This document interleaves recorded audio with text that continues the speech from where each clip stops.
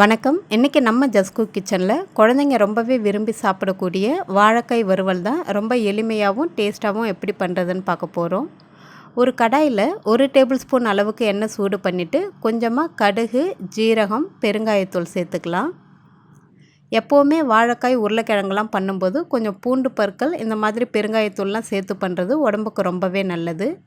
இந்த ஜீரகம், கடுகு நல்லா பொரிஞ்சதும் 5-6 பூண்டு பற்களை நல்லா தட்டிட்டு சேர்த்துருக்கேன். கொஞ்சமாக சின்ன வெங்காயம் இந்த மாதிரி நல்லா மெலிசாக கட் பண்ணி சேர்த்துக்கோங்க.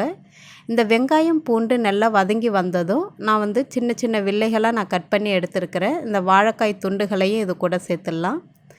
வாழைக்காயை எப்போவுமே தோலை ரொம்ப நல்லா அந்த வெள்ளை பகுதி தெரிகிற மாதிரி உரிக்காமல் லேசாக உரித்தாலே போதுமானதாக இருக்கும். இப்போது இந்த வாழைக்காய் வில்லைகளையும் சேர்த்துட்டு நல்லா கலந்து விட்டுடுங்க. இந்த வெங்காயம், பூண்டு கூடவே நல்லா கலந்துட்டு அதுக்கு பிறகு நம்ம மஞ்சள், உப்புலாம் சேர்க்க ஆரம்பிக்கலாம்.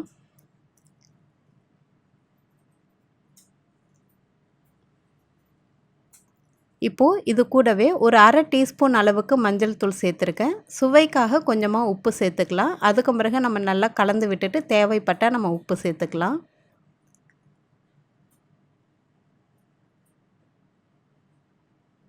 இப்போது நல்லா கலந்தாச்சு. இப்போ காரத்துக்காக நம்ம குழம்பு மிளகாய்த்தூள் சேர்க்க ஆரம்பிக்கலாம். ஒரு 2லேருந்து 3 ஸ்பூன் அளவுக்கு குழம்பு மிளகாய்த்தூள் சேர்த்துக்கோங்க. அப்போ தான் நல்லா காரமாக நல்லாயிருக்கும். இந்த ரசம் சாதம், சாம்பார் சாதம், தயிர் சாதத்து கூடலாம் வச்சு சாப்பிடும்போது ரொம்பவே டேஸ்டியாக நல்லாயிருக்கும். வாழைக்காய் எப்போவுமே ரொம்பவே சீக்கிரமாக வெந்து வந்துடும். அதனால் தண்ணி ரொம்ப நிறைய சேர்க்காம கையால் தெளித்த மாதிரி கொஞ்சமாக சேர்த்துக்கோங்க.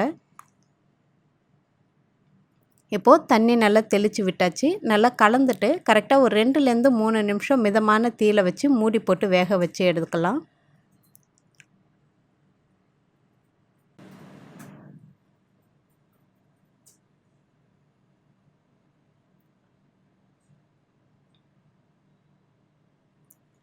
இப்போது 3 நிமிஷம் பொறுத்து காய் எல்லாமே நல்லா வெந்து வந்திருக்கு. தண்ணி எல்லாமே நல்லா சுண்டிருச்சு. உங்களுக்கு காய் இந்த மாதிரி கட் பண்ணி பார்த்தீங்க அப்படின்னா கரண்டியாலேயே நல்லா வெந்து சூப்பராக அழகாக வந்திருக்கும். இதுக்கும் பிறகு இந்த மசாலா அந்த வாழைக்காயோட நல்லா ஒட்டி லைட் ப்ரௌன் கலராக வரணும். அதுக்காக ஒரு 2 ஸ்பூன் அளவுக்கு நல்லா எண்ணெயை நல்லா தெளித்து விட்டுட்டு மூடி போடாமல் ஜஸ்ட்டு ஓப்பன் பண்ணியே வச்சு நல்லா பெரட்டி வேக வைங்க. அப்போ தான் அந்த மசாலா நல்லா காயோடையும் ஒட்டி வந்திருக்கும். நல்லா லைட் ப்ரௌன் கலருக்கு நல்லா கிறிஸ்பியாக அழகாக மாறி வரும்.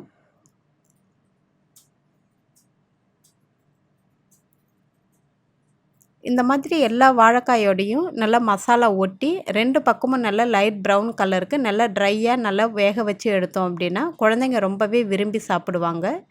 ரசம் கூடலாம் வச்சு சாப்பிடும்போது ரொம்பவே டேஸ்டியாக நல்லாயிருக்கும். இந்த வாழைக்காய் வறுவலை நீங்களும் உங்கள் வீட்டில் ட்ரை பண்ணி பார்த்துட்டு எப்படி இருந்துச்சுன்னு சொல்லுங்கள். நன்றி, வணக்கம்.